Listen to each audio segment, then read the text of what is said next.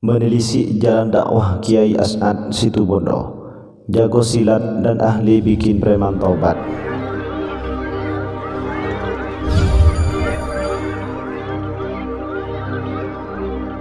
Assalamualaikum warahmatullahi wabarakatuh. Bismillahirrahmanirrahim. Peneliti luar negeri yang mengikuti perkembangan Nahdlatul Ulama, Martin van Bernisen, menyebutkan bahwa di masa silam Kiai As'ad Syamsul Arifin menjadi salah satu ulama paling berpengaruh di Jawa. Bahkan pada masa penjajahan, pesantren Sukorejo yang didirikannya tidak hanya dikenal sebagai lembaga pendidikan agama, tapi juga markas perjuangan. Pesantren Sukorejo berkembang pesat pada tahun 1980-an, menjadi salah satu pesantren terbesar di Pulau Jawa. Pesantren itu tidak hanya menawarkan pendidikan tingkat menengah, melainkan juga pendidikan tingkat Islam. Kiai As'ad juga dikenal memiliki ilmu silat, kekebalan dan kanuragan. Ilmu itu disempurnakan dengan beberapa wirid dan amalan yang dilakukan selama hidupnya. Inspirator Kiai As'ad terkait ilmu silat, kekebalan dan kanuragan tidak lain ialah ayahandanya sendiri, yakni Kiai Syamsul Arifin. Kiai Syamsul Arifin pernah menjelaskan kepada anaknya betapa pentingnya ilmu silat bagi seorang kiai. "Lah nak, kamu ini mau jadi kiai, kok tidak bisa pencak? Mengetahui pencak itu sunnah. Tidak ada sahabat Nabi yang loyo, mereka itu gagah," ujar Kiai Syamsul Arifin.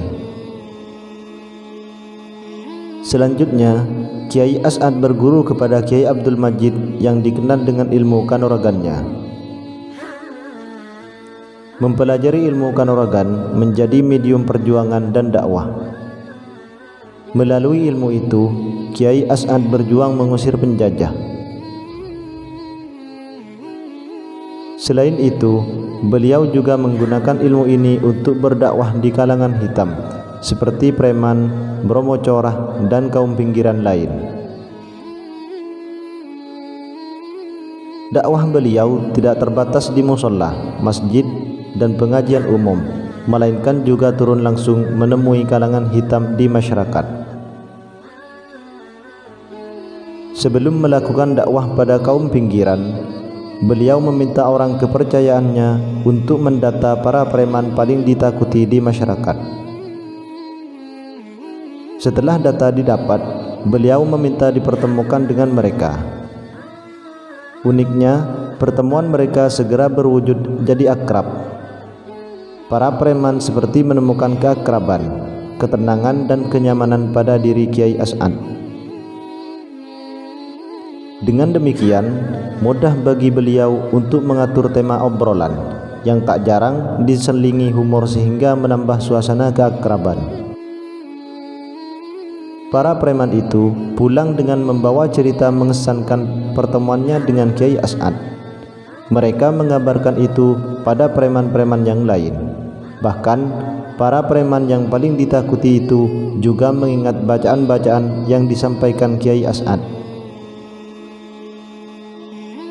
Berkat pertemuan itu, para preman sontak tertarik dan ingin bertemu Kiai As'ad. Bagi mereka, Kiai As'ad bak pohon rindang yang sejuk dan meneduhkan.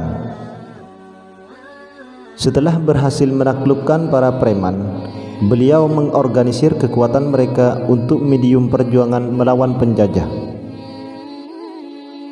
Selain itu, mereka juga selalu dilibatkan dalam berbagai kegiatan di pondok pesantren, seperti mengumpulkan kebutuhan logistik dan menjaga keamanan dalam kegiatan Monas dan Muktamar pada tahun 1983 sampai 1984, pembangunan pesantren dan kegiatan lain.